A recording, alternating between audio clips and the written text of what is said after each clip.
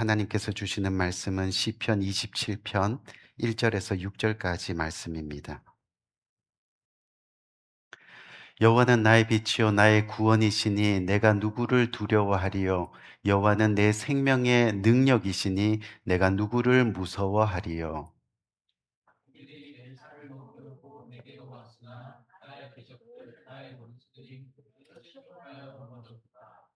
군대가 나를 대적하여 진칠지라도 내 마음이 두렵지 아니하며 전쟁이 일어나 나를 치려 할지라도 나는 여전히 태연하리로다.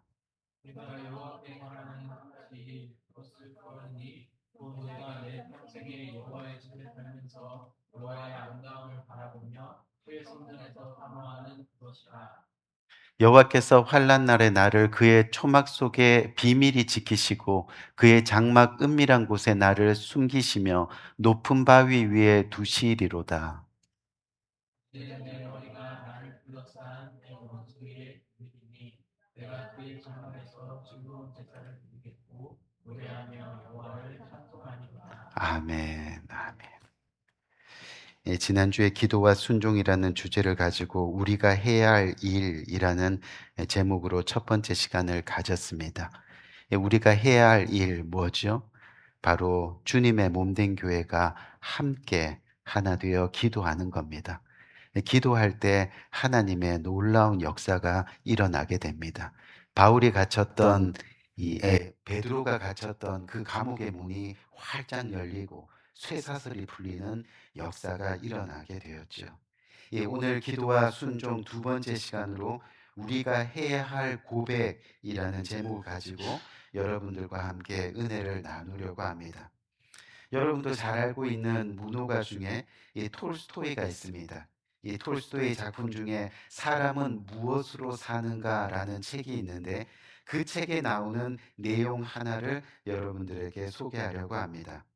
어느 날 왕이 거울 앞에서 자신의 모습을 보고 있었습니다. 그런데 그때 거울 속에서 자신과 똑같이 생긴 사람이 튀어나오더니 갑자기 이런 질문을 합니다. 자네는 어떻게 왕이 되었는가? 왕은 말했습니다. 그거야 남들보다 잘나고 또 남들보다 능력이 있어서 내가 왕이 됐겠지. 이 말을 들은 거울 속 사람이 이 세상에는 당신보다 능력 있고 잘난 사람이 얼마나 많은지 아는가 하고 말했습니다. 그러면서 다시 질문을 합니다. 자네는 어떻게 왕이 되었는가? 왕이 또 대답을 하지요. 아마도 부모를 잘 만났거나 뛰어난 아내를 만났기 때문이 아닐까 생각하네. 이 거울 속에 자신이 또 대답을 합니다. 이 세상에 자네 부모보다 또 자네 아내보다 더 뛰어난 사람이 얼마나 많은 줄 아는가? 그러면서 다시 질문을 하지요. 자네는 어떻게 왕이 되었는가? 이 계속된 질문에 왕이 당황스러워하기 시작합니다. 그러면서 그때마다 거울 속 자신의 이 질문에 대해서 계속해서 이 답변을 하게 됩니다. 이렇게 왕이 되었지, 저렇게 왕이 되었지 하면서 그렇게 말이지요. 그때마다 거울 속 자신은 계속해서 당신은 부자여서, 당신이 많이 배워서, 당신이 잘나서, 당신이 건강해서, 부모를 잘 만나서 라는 그런 이유로는 왕이 될 수 없다고 그렇게 말합니다. 그래서 곰곰이 생각해 보니까 정말 자신이 어떻게 왕이 되었는지 자신이 말한 조건이 이유가 되지 못한다는 것을 그제서야 깨닫게 되었습니다. 그래서 왕이 대답을 합니다. 곰곰이 생각해 보니 내가 잘나서 왕이 된 것이 아닙니다. 그저 하늘의 은총 덕분인 것 같습니다. 그러자 비로소 거울 속 자신이 사라지더라는 겁니다. 우리 귀한 성도님들, 우리가 지금 살고 있는 것은 우리 모두가 우리의 생명을 주관하시는 하나님의 은혜입니다. 우리가 오늘도 호흡하고 열심으로 땀 흘려 일할 수 있는 것 역시 하나님께서 우리 모두에게 생명을 허락하셨기 때문입니다. 내가 지금 내 모습으로 내 스스로가 이렇게 서 있는 것이 내가 잘나서, 내가 많이 배워서, 내가 가진 것이 많아서가 아니라 전적인 생명의 주관자신 하나님의 은혜이고 하나님의 은덕이라는 그런 이야기입니다. 왜냐하면 우리는 내일 일을 알지 못하는 겁니다. 내일 우리가 살아 있을지 아닐지, 우리의 생명이 어떻게 될지 알지 못하는 것이 우리의 모습입니다. 내가 잘나서 돈 많이 벌어서 가지고 싶은 거 가지면서 살아서 우리가 지금 살고 있는 것이 아니라는 말입니다. 오늘 밤 내가 너의 목숨을 데려가면 이 땅에 너가 가지고 있는 것이 무슨 소용이라. 너를 기다리는 것은 죽음이요 지옥이라 하신 하나님의 말씀을 매 순간 그래서 기억해야 합니다. 그래야 우리가 겸손해질 수 있습니다. 그래야 우리의 삶의 주인이 바로 예수 그리스도이심을 깨닫게 되고, 나의 삶의 주인이 바로 예수 그리스도이십니다 라는 고백이 진심으로 나오게 되어 있다는 것이죠. 여러분, 세상의 것 주인 삼아봤자 결국 영원하지 않습니다. 끝까지 갈 수 없습니다. 내 손에 남아있지 않습니다. 때로는 배신당할 수 있습니다. 궁극적으로 세상은 우리에게 생명을 주지 못합니다. 구원이 없습니다. 하지만 예수 그리스도는 생명입니다. 구원입니다. 영원입니다. 지금 이 시간 우리 모두는 각자 이 자신의 모습을 돌아보는 시간을 가져야 됩니다. 그리고 반드시 자신에게 질문해야 됩니다.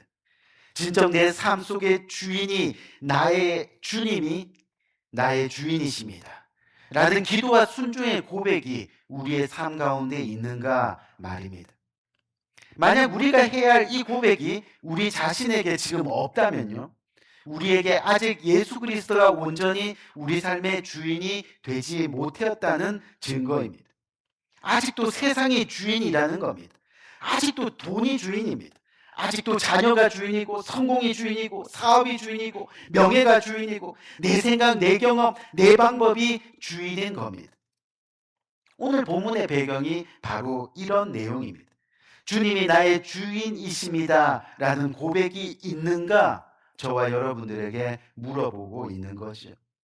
오늘 본문의 배경 우리가 잘 아는 겁니다. 블레셋의 장수 골리앗 때문에요, 이스라엘이 전쟁에서 패하기 바로 직전에 있었습니다. 그때 다윗이라는 소년이 나타나서 돌팔매 하나로 골리앗을 무찌릅니다.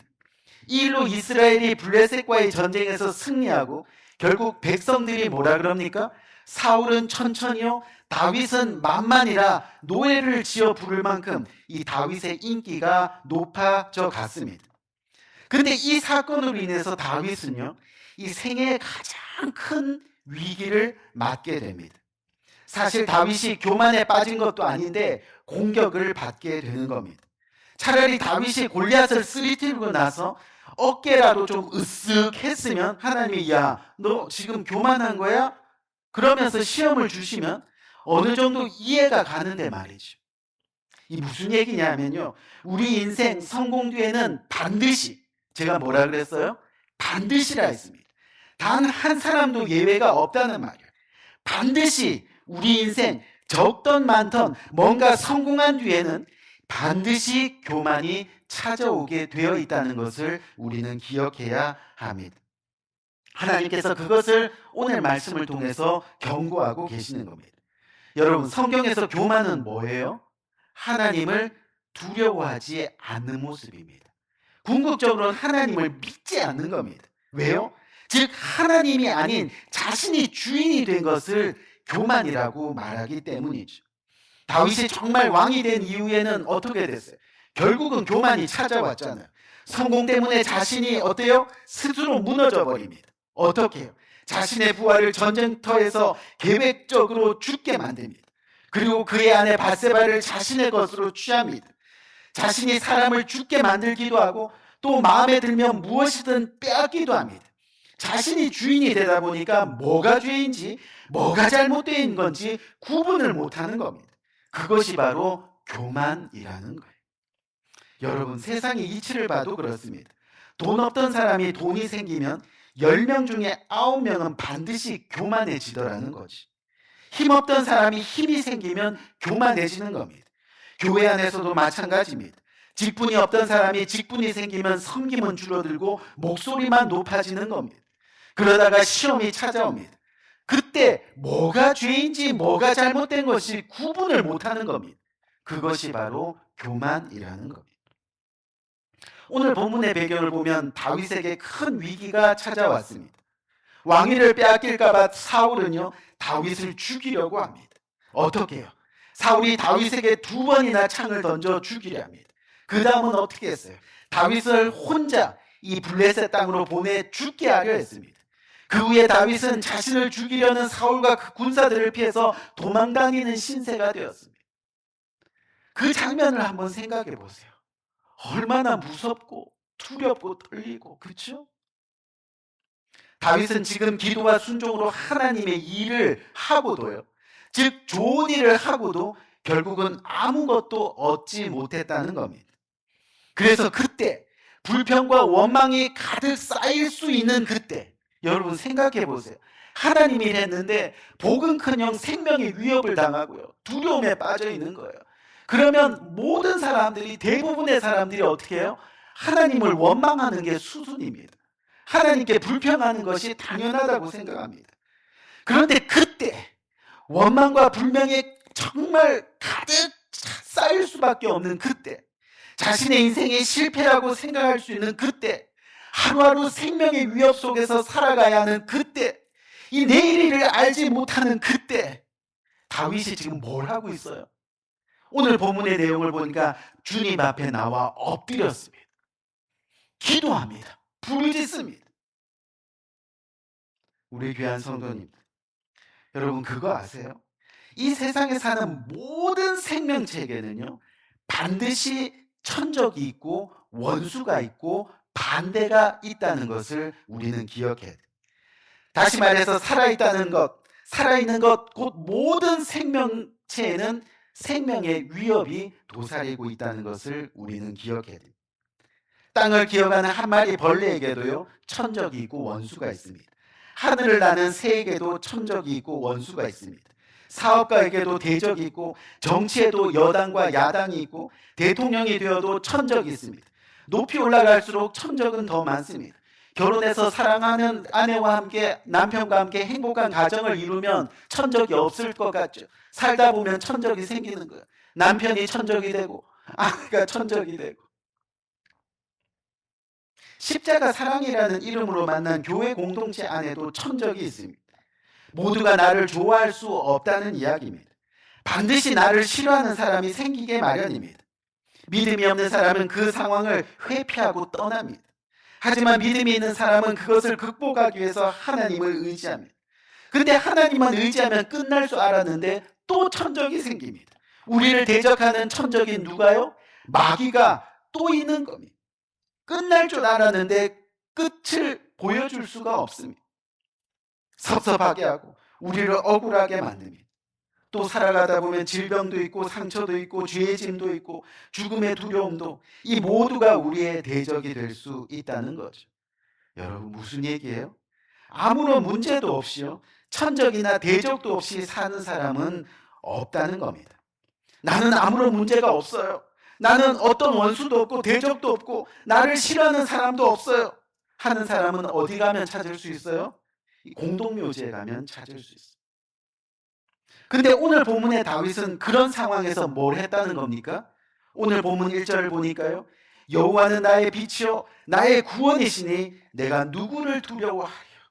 여호와는 내 생명의 능력이시니 내가 누구를 무서워하리요. 지금 다윗의 고백을 여러분 자세히 보세요. 다윗의 고백이에요. 반드시 맨 앞에 나오는 단어가 뭐예요? 여호와는. 여호와는 이라는 말로 시작하는 것을 우리는 발견하게 됩니다. 한마디로 다윗의 삶은요, 그 주어가, 그 주인이 바로 여호와 하나님이라는 것을 보게 된다는 거예요. 즉 우리 삶의 기도와 순종에서 우리가 해야 할 고백, 오늘 설교의 제목과 같이 우리가 해야 할 그 고백이 바로 우리 삶의 주어가, 우리 삶의 주인이 여호와 하나님이십니다. 아멘. 그 고백이 이루어져야 한다는 거죠. 내 상황도 깜깜하고 내가 있는 곳은 동굴처럼 암울하기만 한데, 하지만 하나님을 만나고 하니 그분이 나의 빛이 되시고, 방금이라도 잡혀 죽을 것 같은 두려움이 있었는데 하나님 곁에 나가니 그분이 나의 구원이 되시고 결국 여호와가 내 생명의 능력이 되시더라는 그런 고백이 이루어지는 거예요. 그렇게 하나님 의지하며 기도만 했더니 하나님 말씀에 따라 순종하고 사울을 죽이려던 창을 내려놓고 사울을 살려두었더니 나중에 원수가 대적이 스스로 하나님 앞에서 꼬꾸라지는 역사가 일어나게 되더라는 거예요. 말씀 곳곳에서는 하나님이 훗날 갚으리라, 너희는 잠잠하라, 심판은 하나님 여호와께 있으리라. 아멘. 그 말씀을 하나님은 계속 이루시는 겁니다. 그래서 너는 범죄하지 마라, 너를 더럽히지 말라, 주님은 너는 순결하라 라고 말씀하고 계시는 거예요. 우리 귀한 성도님, 여러분들은 인생을 살아오면서 힘겨운 짐이 없었던 때가 있었나요? 나에게는 힘겨운 짐이 아무것도 없었다고 그렇게 자신 있게 말할 수 있는 사람이 이곳에 있나요? 아마 아무도 없을 겁니다. 가난한 사람은 보면 가난한 대로 고달프고요, 돈이 많은 사람은 걱정이 없을 것 같은데 돈 많은 대로 고달프더라고. 지식인들은 지식인대로 괴롭고 권력자는 그들 나름대로 힘겨운 고통의 짐을 살아가고 있는 모습을 보게 됩니다. 공부하는 학생들도 공부하고 시험을 치러야 하는 짐이 있습니다. 또 학생 다 벗어나면 시험이 없을 것 같은데 인생은 시험의 연속입니다. 직장인은 직장인 나름대로, 또 나이가 드신 분들은 그 나름대로 연약함과 죽음의 짐이 있게 마련입니다. 여러분, 인류 역사가 시작된 이래 인간에게 괴로움이 떠나간 적이 단 한 번도 없습니다. 모든 인간은 고통 속에서 태어나서 고통 속에서 살다가 그렇게 고통 속에서 죽어갑니다. 그것이 바로 죄의 결과입니다. 그래서 모세가 뭐라 그랬어요? 우리의 연수가 70이요 강건하면 80이라. 그 연수의 자랑은 수고와 슬픔뿐이라. 우리의 삶을 돌아보니 결국은 우리 삶이 뭐로 정이 된다고요? 수고와 슬픔뿐이라. 그래서 우리는 자기가 스스로 고난을 원하든 원치 않든 수고하고 무거운 짐을 지고 가는 존재입니다. 수고라는 단어가 처음 나온 곳이 창세기에서 아담과 하와가 타락한 직후입니다. 그때부터 수고는 우리 인생의 짐이 되었습니다. 저 사람은 고민이 없겠지 하고 만나보면 고민이 몇 배나 더 있다는 겁니다. 웃는 얼굴 뒤에 남몰래 흘리는 눈물이 있습니다. 넓은 가슴 속에도 홀로 가슴 치는 아픔이 있더라는 겁니다. 인간관계가 얽혀 그 갈등으로 영원히 병드는 인생도 있습니다. 하지만 우리 귀한 성도님들, 정말 여러분들에게 자신 있게 이야기하는데요, 내 삶의 주인이 하나님이 되시면요, 이야기가 달라집니다. 내 삶의 주인이 예수 그리스도가 되면 정말 우리의 인생이 달라집니다. 어떤 상황 속에서도 내게 능력 주시는 자 안에서 내가 모든 것을 할 수 있느니라. 아멘. 내가 슬픔 가운데 처했다 할지라도 하나님이 나의 주인이시니까 그 슬픔이 변하여 기쁨이 되고, 아멘. 괴로움이 변하여 즐거움이 되고, 아멘.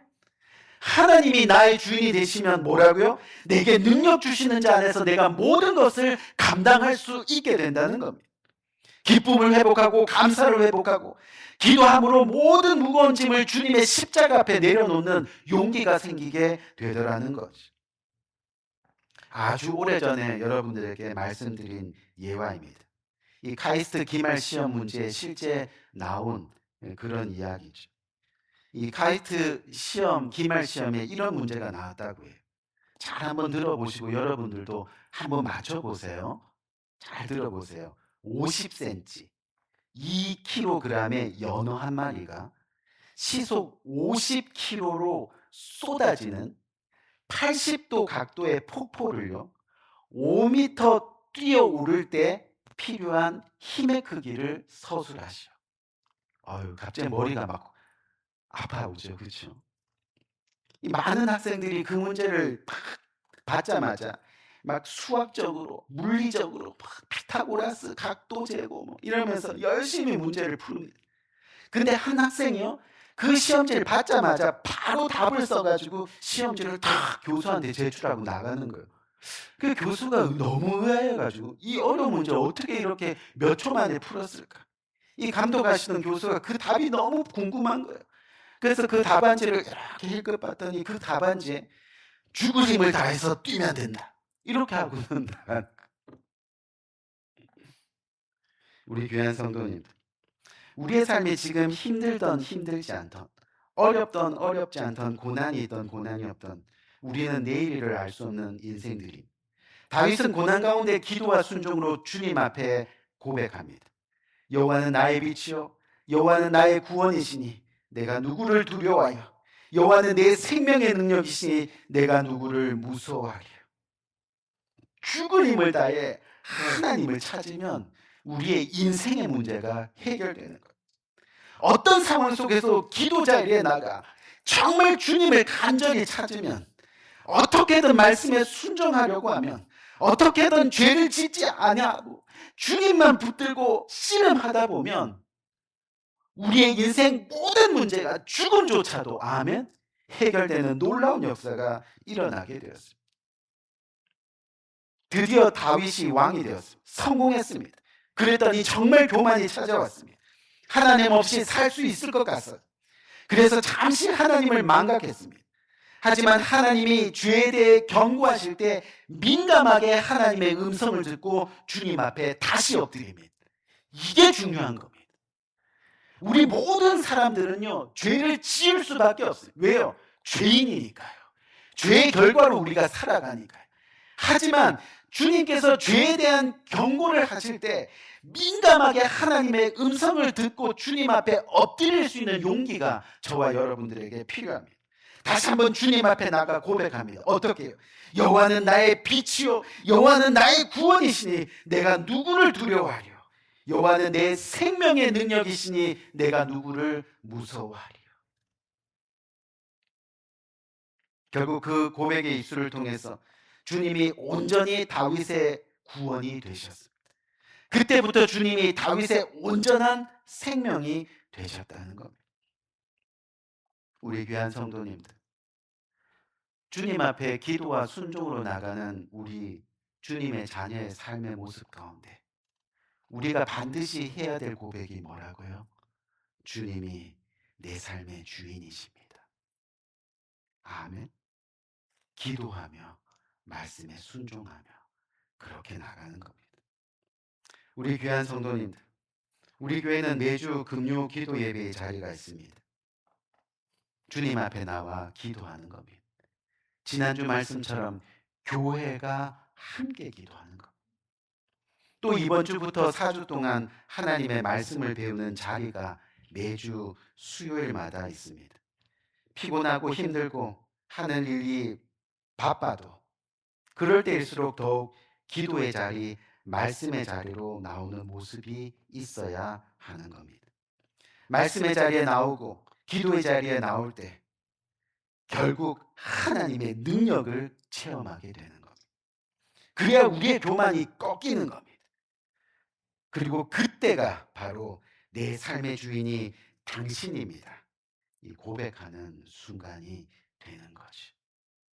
부디 바라기는 형식적인 기도와 형식적인 순종이 아닌 내 삶의 주인이 나의 주님이십니다. 그 고백으로 살아갈 수 있는 복된 저와 여러분 되시기를 주님의 이름으로 간절히 축원드립니다. 우리 한번